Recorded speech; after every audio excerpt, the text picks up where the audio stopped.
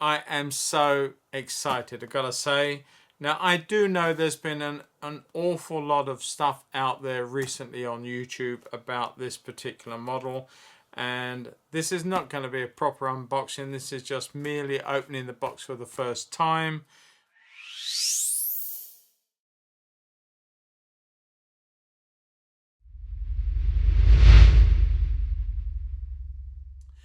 I really went a little bit mad. I gotta say, when these were first announced, and you all know what it is. Obviously, it's the lovely new D class from Rails of Sheffield and Dapol. And when they were first announced, I thought, you know, there's never been, to my knowledge, a ready-to-run version of this locomotive, and it was long overdue. And when they announced it, I just went and pre-ordered 3. But I had no idea how much they were going to cost at the time. And I felt, 3 would be really sound, you know. And talking of sound, I couldn't afford 3 sounds. But at the time, I didn't know there was a sound option available. So I bought 3. And when it came to the huge price point when they were announced, I thought, oh my Lord, I can't afford 3 of these. Then I had the option of sound, and I thought I must have at least one sound one. I think, even though it's not taken from a model or a representative specimen that is working, the one at the National Museum doesn't work, and in fact I understand it's actually only got a wooden chimney, so it's never going to work in that sense. But it remained that I still wanted to have one. So I am denied, do I get 3, 2 or what when the price come out? And in the end my wife said, well, you know, you can only live once, you can't take it all with you, enjoy the darn things and get what you would like. So I ended up, I did actually make one change. I get these out nice and carefully. There's a couple of chips there to put in 2 of them, so that tells you that of 3, one of them has got sound. Let's just get this out of the way. And they're really beautifully packed, nicely packed by Rails. And let's just carefully undo this. I don't ever like using a knife at this point, just in case I mark the boxes. And the boxes really do look supremely beautiful. Look at that, they really are stunning. Stunning presentation boxes. Now you're all sitting there thinking, what a fool getting 3 of them. My Lord, does he really need 3? No, of course I don't need 3. I'd like to have had 1, and then I just couldn't make up my mind which one. Obviously the first one I did not have any issue in looking at and getting. If I can find it, was this one. And I felt something was rocking inside then. And this is the not the one representing the National Museum version, but this is the SE&CR version. This one I asked to have sound upgraded, so I've done that. So this one is ready to roll and ready to use. And then I had this one, which is the Wartime Grey. Now I do have a sister to this in the C class, is Wartime Grey. In fact, I actually have 2 versions of that in grey, and I also have the I think it's the N class in grey as well. So I just fancied having the grey version of the D class, and then I was going to get a southern one, but I felt it might be interesting to have a British Railways late crest or early crest British Railways one before they were scrapped, so that if I want to do a little bit of weathering, I can actually just give this a slight weathering, just a little bit of cosmetic weathering on here, and just make it look a little bit well used and one thing and another. And I quite like the British Railways logo that they put on the side of this one, so I swapped the green for this one, and so I have 3 versions. Now I would love to have had the money to have bought all versions, because I'm a bit of a nut like that, but I didn't. I felt 3, even 3 was a bit too much, gotta say. But these are beautifully packed. I'm being very careful because I am very fussy over boxes and stuff. Certainly ones of the locomotives that I buy. So you've got a lovely owner's manual here, and the Wainwright SE&CR D-Class, and there's so much to look at in there, and for me that's good because I don't normally look at instructions. Here we've got the ability, as you all well know if you've seen all the videos out there on this, that it comes with the traction tires, and should you wish to replace those with metal tires, you will lose traction. It will be a significant loss and noticeable, but you can at least get rid of traction tires should you feel the need to do so. Now I've got several locomotives from Hornby that have got traction tires, including the latest 395, and so I decided that I'll leave the traction tires on. Look at that, wow, isn't she a beauty? So careful to get these out of the boxes.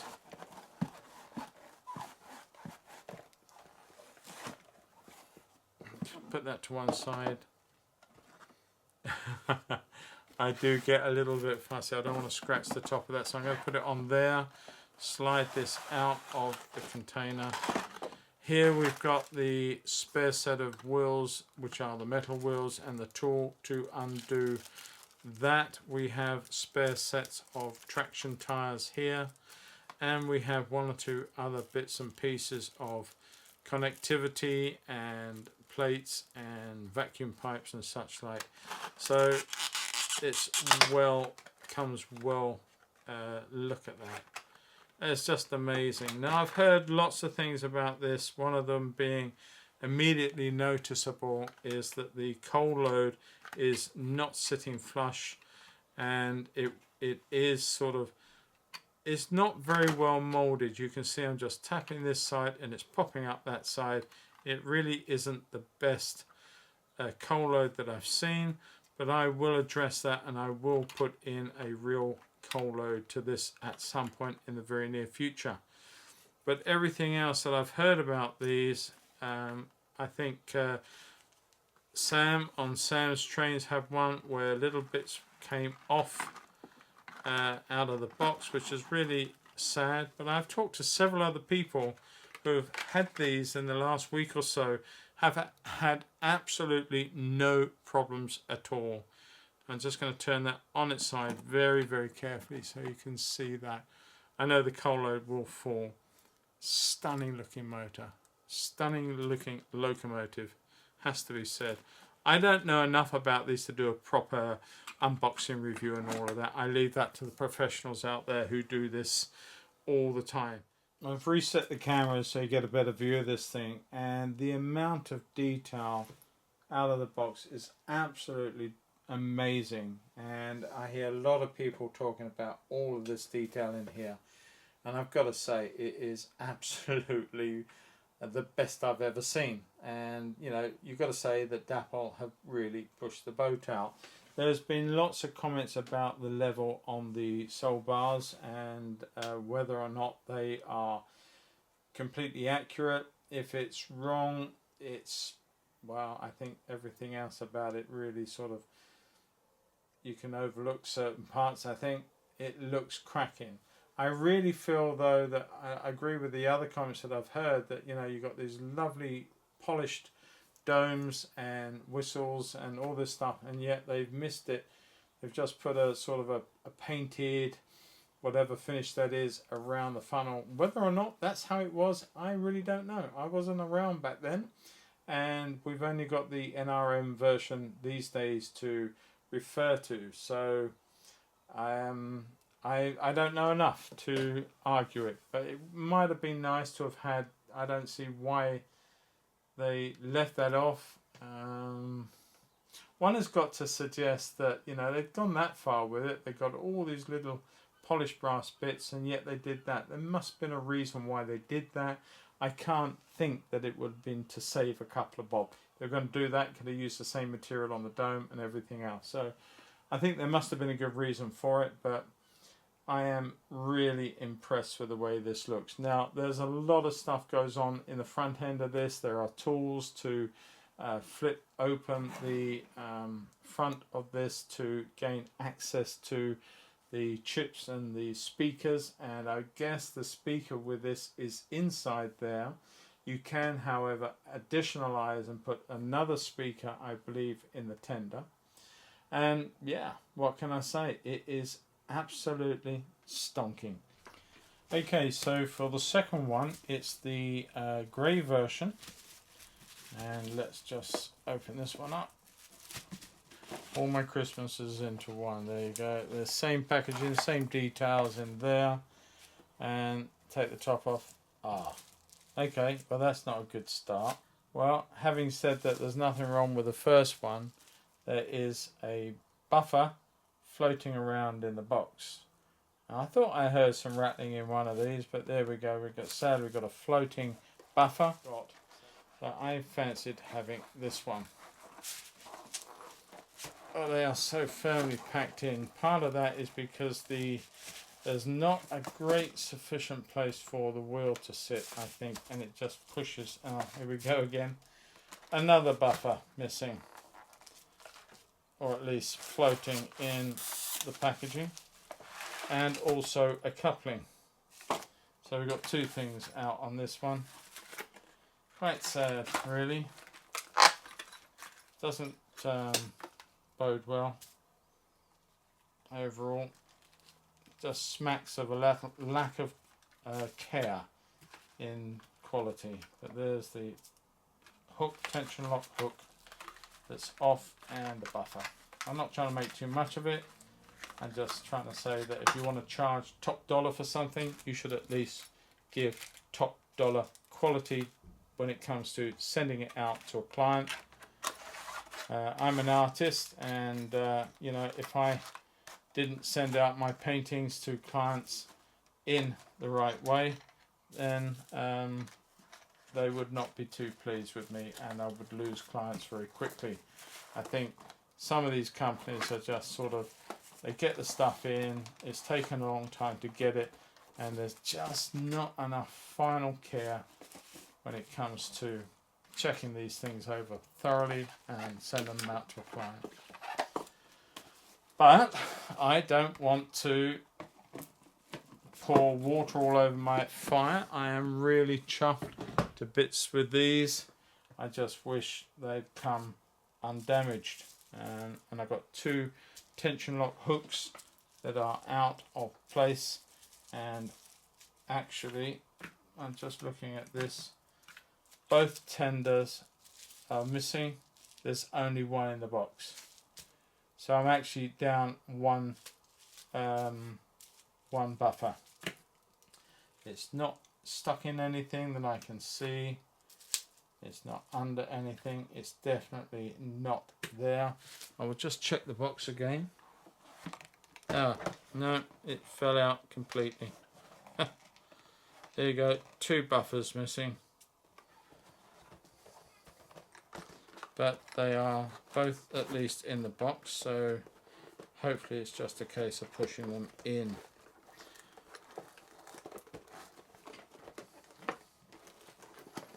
Now I've got to say, Dapol, you know, you've done a great job with this. As far as I know, I'm not an expert, but it looks like a stunning job. But, you know, if there is any customer feedback that you're going to bother listening to, then you should take a little bit more care when it comes to the finishing and the sending out of products to clients, especially if you want to charge so much money for each and every one of them. No reason why you shouldn't charge good money for them, but if you're going to do that, make sure they go out perfect and not falling apart like this one is. And the other one had one bit missing out of it. So that's a little rant, and if anyone at Dapol is listening, maybe you should just take a little bit of notice and do something about it, if not for these models, for your next run of something, because it really is sad that you send them out in this way. Anyway, enough of all that. Enough. I've had a lot of fun unpacking these, and as you can see why I went for this one, because I did quite like the idea of this British Railways. I don't have any locos that actually show this type of BR logo, and quite when it was, I don't know. I can investigate that. But I think this one is just a nice finish to the fleet of 3. I'm going to put the couplings back together, but I'll do that another time. Let's just put this on track. Okay, so now you can see these in their real glory. Gotta say, they do look rather special. Coming along, the one that has got sound looks really beautiful. SE&CR, I have pretty much all SE&CR models that are available, and of course the wartime grey.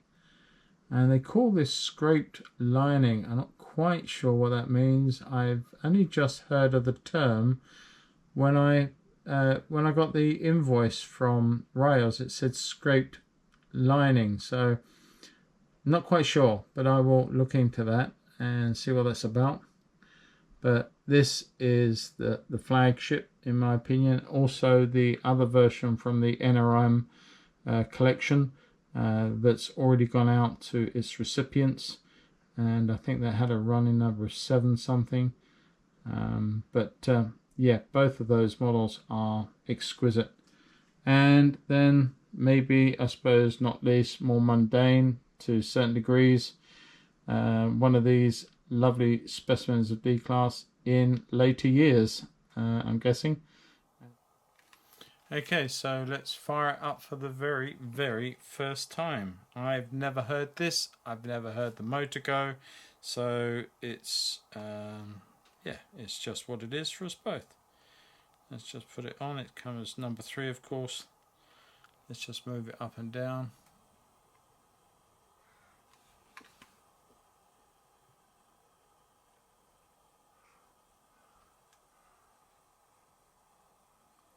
Very, very slow starting, moving.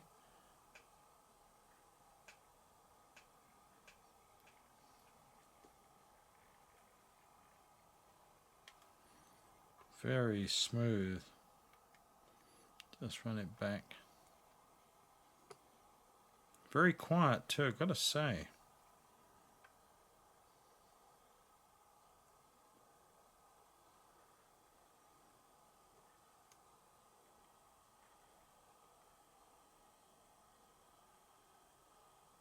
Love it. That is so silent. So often when you get a motor start off for the first time, it's got a whine in it, and you know it has, but that is absolutely beautiful. Now I have no idea, I haven't got the book out to look at any of the functions. I'm just going to press a few numbers and just see what happens. Ooh. That's number 2.